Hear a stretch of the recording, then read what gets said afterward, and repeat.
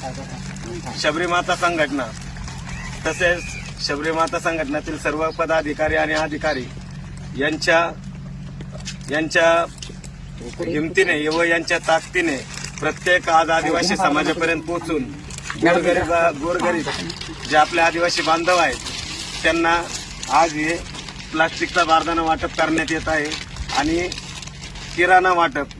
हा सुद्धा आपल्या आदिवासी लोकांना देण्यात येणार आहे। कुठल्याही राजकीयाचा पाठबळ नसताना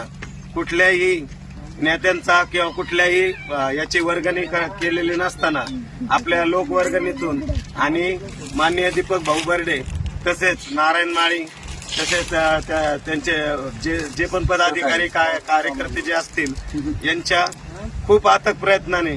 आज आदिवासी बांधवांना आज आपल्या हक्काचं आणि एक आपल्या म्हणजे आपण ज्या ठिकाणी आपण जाऊन मागणी करू शकतो किंवा हक्काने आपण आपल्या परिस्थितीवर मात करू शकतो अशी संघटना शबरी माता संघटना या माध्यमातून दीपक भाऊ जे काम करतात त्यांना आमचा सर्वांचा पाठिंबा आहे। तसेच आदिवासी